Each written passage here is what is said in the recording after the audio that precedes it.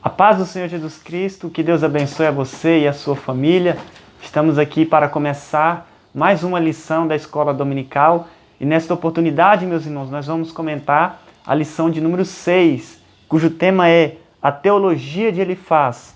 Só os pecadores sofrem? E eu estou aqui, do lado do nosso amado pastor, o meu pastor José Alves. A paz do Senhor, pastor José Alves. Pastor Morrei, pastor irmãos, Deus abençoe a todos. Glória a Deus. E neste momento, meus irmãos, nós vamos comentar acerca deste tema. O textuário desta lição nos diz assim: lembra-te agora, qual é o inocente que jamais pereceu? E onde foram os sinceros destruídos?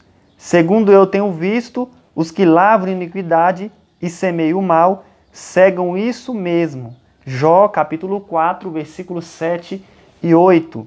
Verdade prática. Embora transcendente, Deus tem prazer em se relacionar com o homem terreno. Glória a Deus. Meus irmãos, a leitura bíblica em classe desta lição se encontra em Jó, capítulo 4, versículo 1 ao 8, e também Jó, capítulo 15, versículo 1 ao 4, e o capítulo 22, versículo 1 ao 5.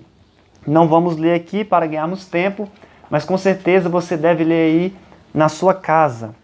Eu gostaria de pedir ao pastor para ler a introdução desta lição. Irmãos, introdução. Na lição que estudaremos é o discurso de Elifaz. Ele é o primeiro amigo de Jó a expor sua concepção teológica acerca da situação degradante em que se encontra o homem de Uz.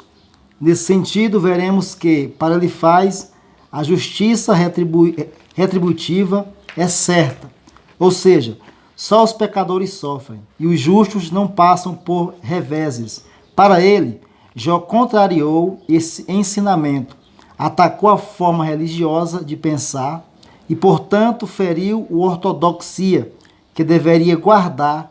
Finalmente, veremos também a resposta de Jó a cada acusação de Elifaz. Glória a Deus por isso. Meus irmãos, já que nós estamos estudando acerca do primeiro discurso de Jó, até aqui nós estudamos acerca do livro de Jó, nós estudamos acerca dos seus sofrimentos, estudamos também acerca do seu lamento, e agora nós vamos estudar acerca do discurso dele com 4 amigos, Elifaz, Bildade, Zofar e Eliú. E aqui nós vamos estudar o discurso de Elifaz. Primeiramente, pastor José Alves, é muito bom a gente entender quem é Elifaz, não é verdade? É verdade. Então vamos descobrir quem é este homem. Gênesis capítulo 36 e o versículo de número 10, que nos diz: estes são os nomes dos filhos de Esaú. Elifaz, filho de Ada, mulher de Esaú. Reuel, filho de Basemate, mulher de Esaú. Então aqui na primeira referência, nós temos dizendo que Elifaz é filho de Esaú, irmão de Jacó, e também filho de Ada, que é a esposa de Esaú. E em Jó, capítulo 4, versículo de número 1, nos diz: então respondeu Elifaz, o temanita, e disse. Ou seja, esse texto está dizendo que Elifaz é o temanita. O temanita é uma clã de Edom. E os edomitas são os descendentes de Esaú. Então, Elifaz, meus irmãos, ele é filho de Esaú, irmão de Jacó. Então essa é uma referência muito importante, né, pastor? Importantíssima. Importantíssima. Bom saber a raiz, né? Isso. E quem era o personagem Elifaz. Muito importante essa informação. É verdade, para que nós venhamos aí dar continuidade à lição, né? Então, no caso aqui, Jó é contemporâneo dos patriarcas, no caso, né? Questão. Contemporâneo de Jacó, de Esaú, né? Sim. Glória a Deus por isso. Vamos então aqui para o tópico de número 1. Os pecadores no contexto da justiça retributiva. Número 1. A lei da semeadura e da colheita. Agora nós vamos entrar, meus irmãos, aqui no discurso de Elifaz. Ele fala acerca da lei da semeadura e da colheita. Nós temos aqui o comentário do pastor que nos diz: Elifaz se dirige a Jó como uma defesa contundente do pensamento teológico tradicional, a justiça retributiva. Glória a Deus por isso. Então, meus irmãos, já que nós estudamos acerca dos sofrimentos de Jó, conforme nós dissemos aqui na introdução, que Jó, ele perdeu os seus bens, esse foi o seu primeiro sofrimento, que Jó, ele perdeu os seus 10 filhos, que Jó também perdeu a sua saúde, e que Jó também sofreu sendo atacado e instigado pela sua própria esposa dentro de casa. E agora nós temos aqui outro sofrimento de Jó, que é ser acusado pelos seus próprios amigos mais íntimos. Diante desses sofrimentos, pastor José Alves, de Jó, né, conforme eu citei, qual foi o sofrimento que o senhor acha que Jó mais sofreu? Ele passou por diversos momentos difíceis, mas esse diálogo dele com os amigos dele machucou muito, porque é uma acusação que Jó sabia em seu íntimo que não tinha feito nada. É verdade. Né? Então, ele soube aturar. Até então, ele tinha a ideia de que Deus tinha dado e tinha também tomado. Então, até então ele sofreu, perdeu os filhos, a sua fazenda, a sua riqueza, a saúde. É verdade. Né? E ele disse para sua esposa, Deus tomou, né? Vamos bem dizer ao Senhor. Mas quando chega um amigo próximo e o acusa, Verdade. Né, com essa teologia, né, estranha, É verdade. né, de que só os ímpios sofrem, o justo não pode passar por dificuldades, então eu penso que foi o momento mais difícil da vida de Jó, foi isso. É verdade, pastor Zé Alves. Outra coisa também, né, um sofrimento que Jó passou, pastor, que a gente não costuma falar, né, foi que ele também perdeu muitos servos, né? Muito, porque era o ganha-pão de muitos ali. É verdade. Né, e eu creio que todos não tinha mais como trabalhar para ele, porque trabalhar em quê? Fazer o quê? Porque tudo que ele tinha foi perdido. É verdade. Né? É verdade mesmo. Que a gente costuma dizer muito sobre os animais de Jó, e a gente não fala dos servos dele que morreu, né? Que a Bíblia diz que havia muita gente ao serviço né, de Jó. A gente tem que aprender a dar prioridade mais nas pessoas do que nas coisas, né, pastor? Eu creio que ele sofreu realmente por isso, Henrique, de saber que aquela multidão de servos iriam ficar, vamos dizer assim, desempregados, né? Isso. E ao ver, né, a perda do seu patrão, do seu, né, aquele que supria as suas, né, carências ali. Isso, é verdade. Glória a Deus por isso. Aqui o número 2 nos diz, o homem colhe o que plantou. Né? No número 1 eu perguntei para o pastor qual foi o sofrimento que ele acha que Jó mais sofreu. Deixe aí também o seu comentário, amém? Isso. Qual foi o sofrimento que você acha que mais abalou a Jó, não é verdade? E aqui no número 2 diz, o homem colhe o que plantou. Segundo eu tenho visto, os que lavram iniquidade e semeiam o mal, cegam isto mesmo. Jó, capítulo 4, versículo 8. Essas foram as palavras, meus irmãos, de Elifaz. Essa teologia, pastor José Alves, de Elifaz, não estava completamente errada, não é verdade? Não. Porque existe sim a lei da semeadura, né? Isso, a colheita. Você colhe o que planta, né? Isso. O que o homem planta é o que ele vai colher, isso, não é verdade? Isso. Se você fazer o mal, automaticamente você vai colher o mal. Se você fizer o bem, você vai colher o bem. Mas ele achava, pastor, que o justo também não passava por sofrimento e ele estava errado, não é verdade? Isso. Essa aí é a parte da teologia que é antibíblica. Isso. Eu creio que todo mundo, os que estão nos ouvindo, né, os que vão assistir esta aula, todos nós conhecemos alguém que pensa assim. É verdade. Né? É uma teologia que precisa ser quebrada. Isso. Porque né, nesse pensamento tem lá as suas verdades, mas não é um todo. Isso. Né? Tem lá que, por exemplo, achar que o homem colhe o que planta, tudo bem até aí. É verdade. Agora você achar que só o ímpio sofre, aí já é, né, uma heresia, né, grande. Porque todos nós, um dia, se já passamos, se não passamos, vamos passar. Entendeu? Com certeza vamos passar por algum momento de dificuldade, de lutas, que vai nos fazer sofrer, né? É verdade. Ninguém está a escape do sofrimento. É verdade, pastor. E é uma tradição que Elifaz tinha, Sim. que precisava ser pensada, né? Porque até hoje existe isso, como Até o senhor hoje. falou. Muitas pessoas pregam e dizem assim, vem para o evangelho que vai acabar o sofrimento na sua vida, né? É uma teologia que até hoje, né, alastra por aí e destrói muitas vidas, porque a pessoa vai para o evangelho crendo que vai largar de sofrer. Isso, Sofrimento nunca mais. E quando ele se depara com uma situação difícil, aí ele vai entender que o que foi lhe ensinado é errado. É verdade, Né? E era uma pastor. mentira, uma falácia, porque todo ser humano na terra, meu filho, vai sofrer. é verdade. Porque aí é uma escola de Deus. Isso, Né? é verdade. Então essa é uma teologia errada, né? E aqui no número 3 nos diz, a queixa de Jó. Elifaz não estava de todo errado, mas equivocou-se quando pensava que esse pressuposto era o único existente.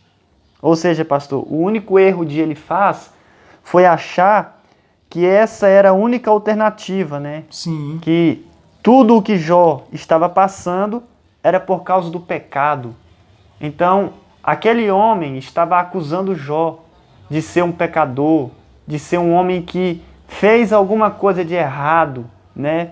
Mas ele tinha que entender, pastor, que o justo também sofre, Também sofre. né? Porque nós temos na Bíblia o caso de Abel, né? Justo. Um homem justo, né? Sim. E a Bíblia diz que ele sofreu muito. Por quê? Porque ele morreu injustamente. Nós temos também o caso máximo, que é Jesus de Nazaré, né, pastor? Entendeu? O mais justo de todos. É verdade. Né? O mais santo, o mais ungido, Isso. o mais puro. Se esse que sofreu, quem somos nós? É verdade, Não é verdade? Para darmos ouvir essa teologia tão, eu vou dizer assim, justa, né? Com a própria Bíblia. É Não é verdade. Que nos mostra personagens justos, né? Como você me citou, o próprio Cristo, nosso Salvador, que padeceu, que suou, né, gotas de sangue, verdade. né?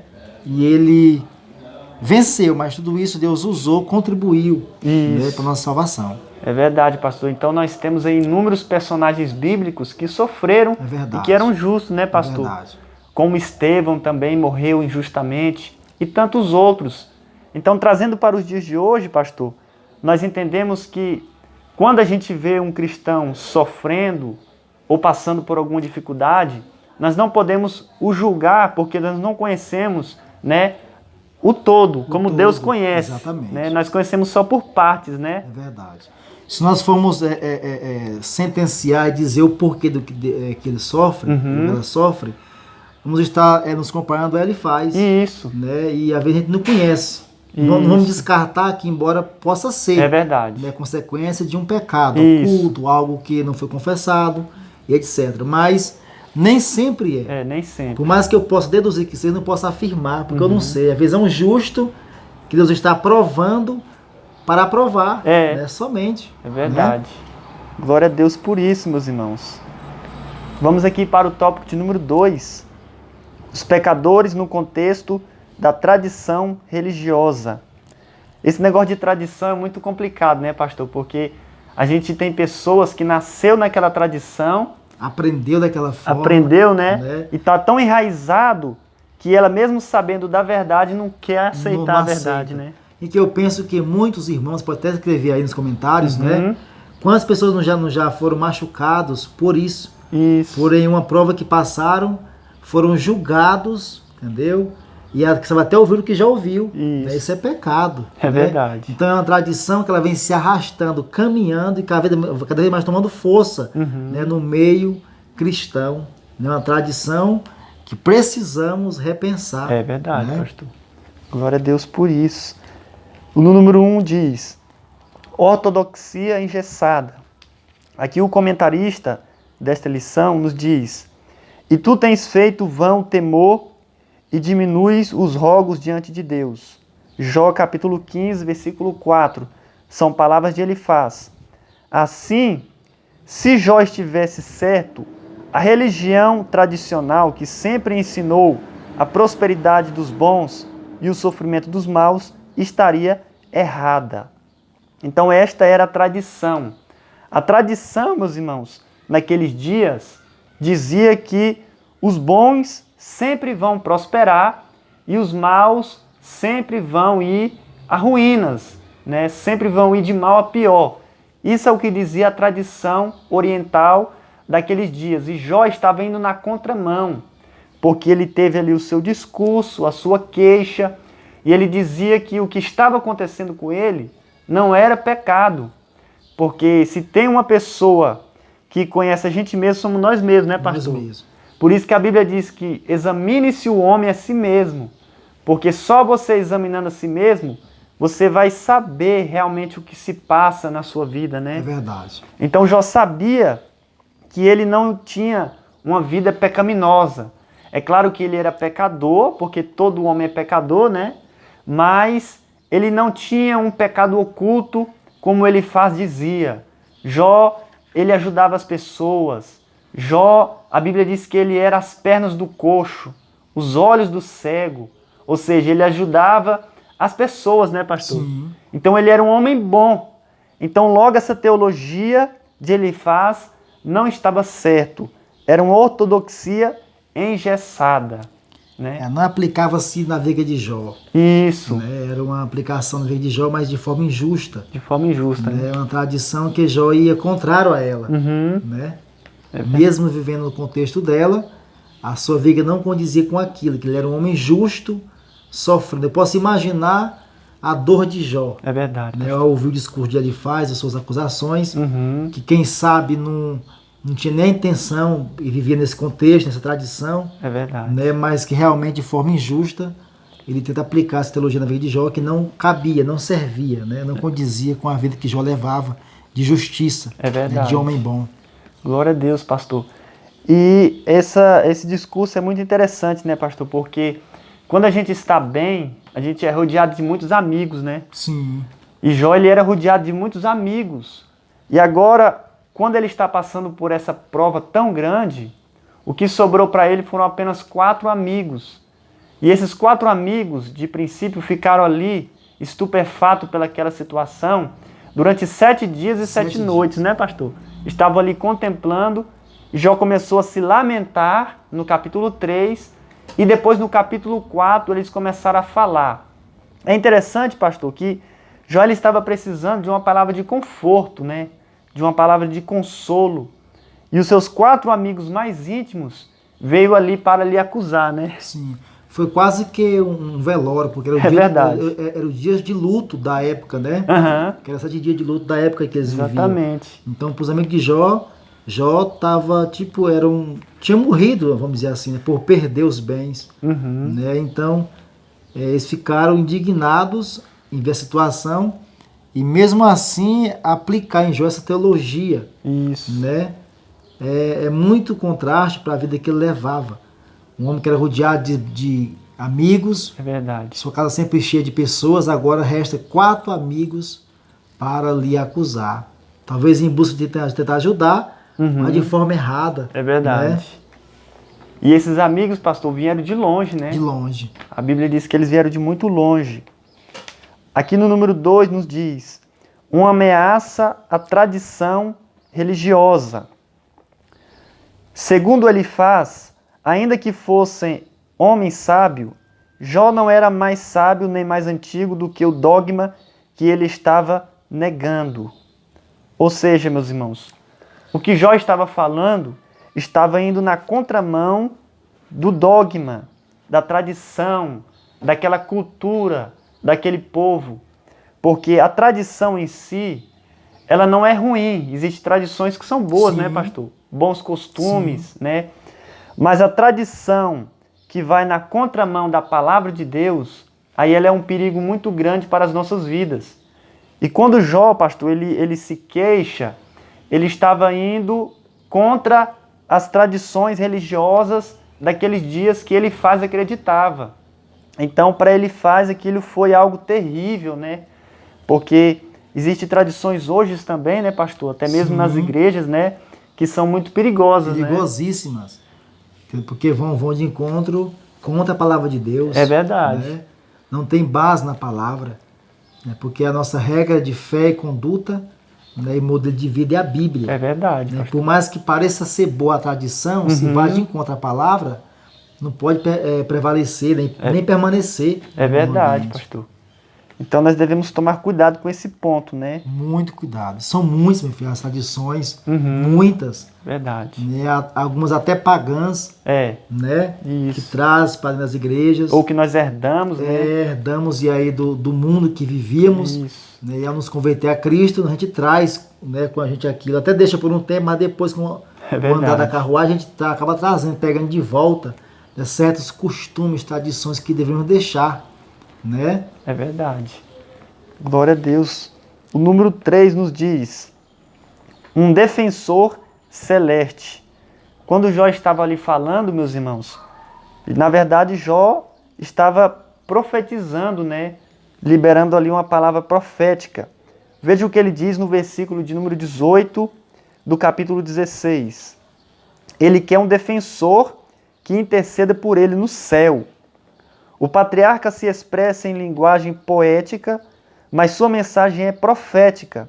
Seu anseio por um mediador pronuncia o justo advogado Jesus Cristo. Como seus amigos estavam ali, meus irmãos, o acusando, ele estava precisando de um auxílio. Ele estava precisando de alguém que o defendesse. Porque mesmo se até mesmo um criminoso, né, pastor, Sim. comete um crime, ele tem direito a um advogado, Tem direito né? a advogado. Imagine uma pessoa justa sofrendo. É verdade. A sua mulher disse assim para ele: amaldiçoa seu Deus e morre. Os seus amigos, cada um na sua fala, está apontando Jó, dizendo que ele está em pecado, que ele fez algum mal a alguém. Então ele está precisando, meus irmãos, de alguém que o interceda por ele no céu. E de maneira profética, pastor, ele fala isso acerca de Jesus Cristo, Isso, né? uma menção direta, de forma profética, ele fala acerca de Cristo, né? É verdade. Uma menção direta, né, a pastor? Cristo. Né? Que está no céu intercedendo por nós. O nosso advogado que está lá, entendeu? Glória a Deus. Aleluia. Glória a Deus. Muitos dizem, né, pastor Zé Alves, e nós até podemos dizer isso porque é uma tradição errada, que é Maria que intercede por nós, né? Exatamente, mas sabemos que não é. É Verdade. uma tradição, né, que muitos acreditam, mas nós sabemos que é Cristo, né, o nosso único mediador É verdade. entre Deus e os homens, Jesus Cristo, homem. É verdade. Entendeu? Não tem nada a ver com outro mediador. Deus não aceita isso. Isso. Uma tradição que vai contra a palavra do Senhor. É verdade. Né? Porque não tem nenhum versículo que diz, né? Que ou que apoia comprove, isso, né? A própria Maria precisou, É verdade. né, de um salvador, de um defensor. Né? Ele fala, minha alma se alegra em Deus, meu salvador. É verdade. Então a própria Maria foi justificada por esse salvador, que Jó aqui profetiza de forma direta. Muito lindo isso. Verdade, pastor. Glória a Deus. E Jó, meus irmãos, conforme ele diz aqui, né, acerca de um mediador, que é Cristo, hoje nós temos Cristo como nosso advogado, como nosso mediador, como nosso intercessor, né? Então nós temos aí essa bênção que já foi profetizada ali por Jó, não é verdade? Vamos então aqui para o tópico de número 3. Os pecadores diante de um Deus infinito. Número 1. Deus não se importa com quimeras humanas. Ele faz apelo para a transcendência divina ao atacar Jó. Aqui, meus irmãos, nós estamos diante da terceira fase desse discurso de Elifaz. Ele vai falar acerca da transcendência divina, que Deus é superior ao homem, que Ele é infinito, que Ele é o Criador de todas as coisas e que o homem é pó e cinza. E ele estava dizendo isso, pastor, querendo mostrar que Deus não estava nem aí com o ser humano. É verdade. É outra teologia errada também, né, já pastor? discorre para outra ramificação errada. Talvez mais errado do que a primeira. Né? Agora ele tenta quase que acusar o próprio Deus, né? Verdade. Porque Deus estava em silêncio com Jó, né? E ele achava que Deus não se importa com o homem porque Deus, ele é transcendente. Ou seja, ele é grande demais para se preocupar com alguém muito pequeno, que é o ser humano. Mas ele também estava errado, meus irmãos. Deus, ele se preocupa sim conosco, porque ele sempre está do nosso lado. Ele caminha conosco. A Bíblia diz, pastor, que os olhos do Senhor, né, estão sobre todos os homens, né? Verdade. Contemplando todos nós. Eu vi um documentário agora recente, para ver o tamanho do cuidado de Deus para com o homem. Que lá dizia que o sol está no lugar certo. Que se o sol tivesse um pouco mais para perto da terra, os mares iriam ferver. É verdade. E se estivesse um pouco longe, os mares iriam se congelar. Então está no lugar certo. Aí você percebe o tamanho que Deus, do cuidado de Deus para com o homem. Como Deus se preocupa com o homem. É verdade. Entendeu? Então isso quebra a teologia de Elifaz, né? De que Deus não é tão grande, de que Ele é grande temos certeza, Ele é. Mas mesmo sendo tão grande, Ele é capaz de olhar para nós, somos tão pequenos diante dele. É verdade, É verdade? Até mesmo a lua, né? Se ela Sim. tivesse mais perto também, ia acontecer algum problema, Alguma né? coisa não ia dar certo, né? Ia ter alguma coisa aí climática que não ia funcionar. Porque os mares também dependem, né? Muita coisa até depende, né? Da lua. É verdade, pastor. Glória a Deus. Glória a Deus por isso. Então, meus irmãos, nós entendemos que Deus sim se preocupa conosco. Ele se preocupa tanto que Ele deixou o céu, se fez homem para buscar aquele que se havia perdido, né, pastor? Verdade. Então veja aí, meus irmãos, a preocupação de Deus para com o pequeno homem, né, que somos nós. Quando a gente lê o livro de Jó, né, pastor, a gente entende que Deus estava em silêncio com Jó durante esse período todo, porque Ele estava o provando. O provando. Né, pastor? Exatamente. Não é porque Deus estava o abandonando, o rejeitando. Era apenas uma prova, Uma né? prova. Jó era um homem tão leal a Deus que Deus achou nele a condição de se glorificar. É verdade. Né, de lhe ministrar mais do que o que ele tinha. É verdade. Deus o preparou, entendeu?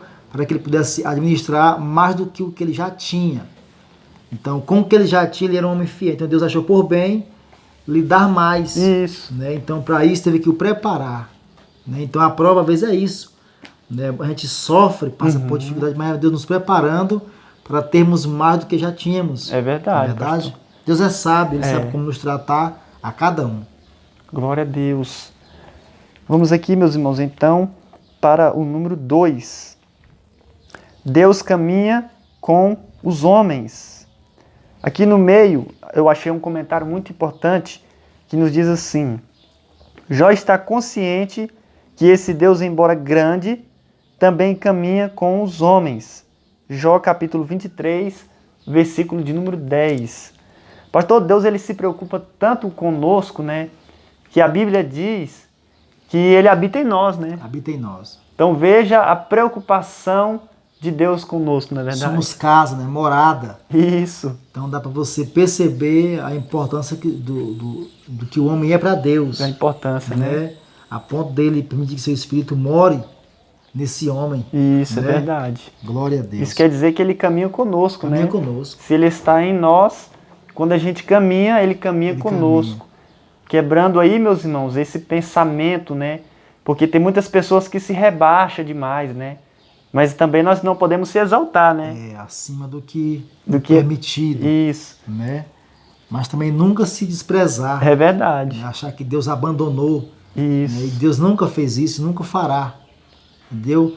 Somos nós que o abandonamos, que o deixamos, que lhe viramos as costas. Mas Deus sempre está disposto a caminhar conosco. É verdade. Glória a Deus por isso. Em Cristo Jesus, Deus caminha com os homens, sendo o Altíssimo transcendente, envolve-se com os seres humanos, nos diversos detalhes da vida. Ou seja, meus irmãos, Deus ele sempre está conosco, Ele mesmo fez essa promessa para a sua igreja. É verdade. Né? Conforme o pastor disse aqui, Ele caminha com aqueles que querem, com aqueles que estão com a sua vida de acordo com a sua vontade. E quem é que está com a sua vida de acordo com a vontade de Deus na terra? É a igreja do Senhor Jesus. E para ela Ele fez uma promessa: eu estarei convosco até a consumação dos séculos.